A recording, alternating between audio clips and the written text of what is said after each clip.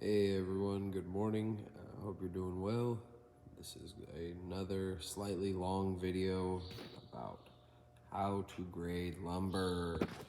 So this should actually be inserted in between finding the surface measure and determining the pour face of the board.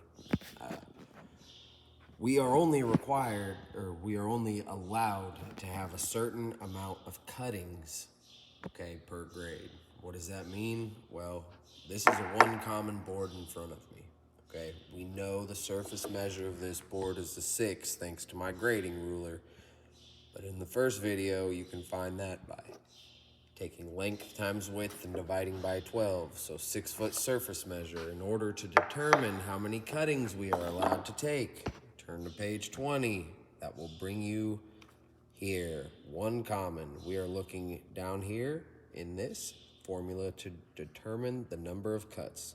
So we'll take our surface measure plus 1 and then divide by 3 for a maximum of 5 cuttings, okay? And you can see over here on this other side that you have a formula to determine for surface measure times 10, which can be FAS, FAS one face, or select. I do have several shorts out detailing the difference between FAS and FAS one face. I will do a short about selects because it doesn't really take that long to explain that.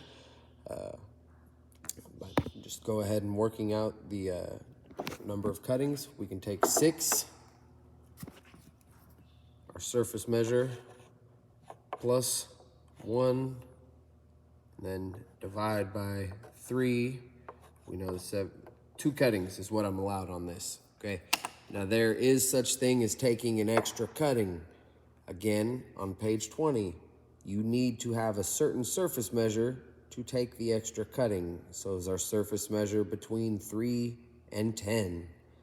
The answer is yes, but when we take an extra cutting, we also have to take extra yield because we took the extra cutting. So instead of taking our yield as surface measure times 8, which is normal for one common, because we're taking the extra cutting, we now have to yield surface measure times 9.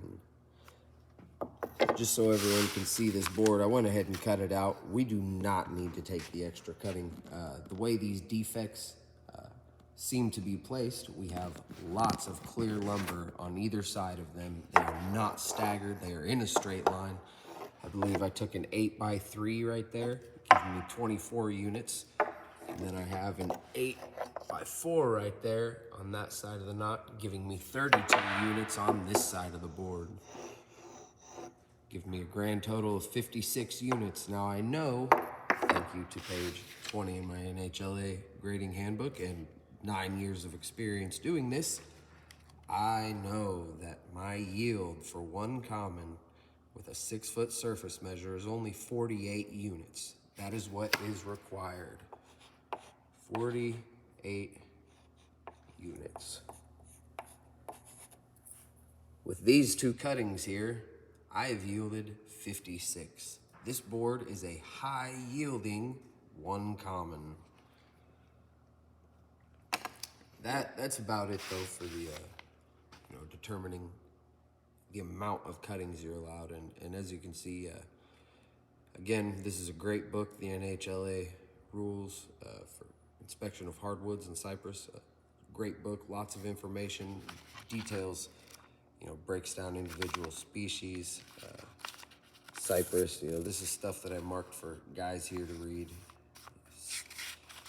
Excellent information in this.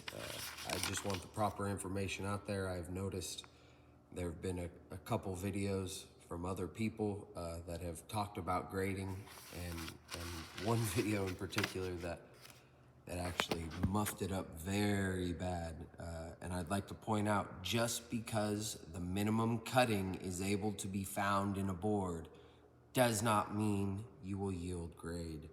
For instance, this absolutely has a 3x7 in it.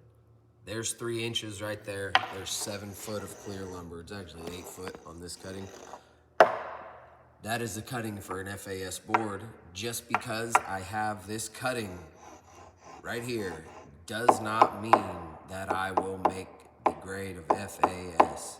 Sure, it's the minimum cutting size, one of them.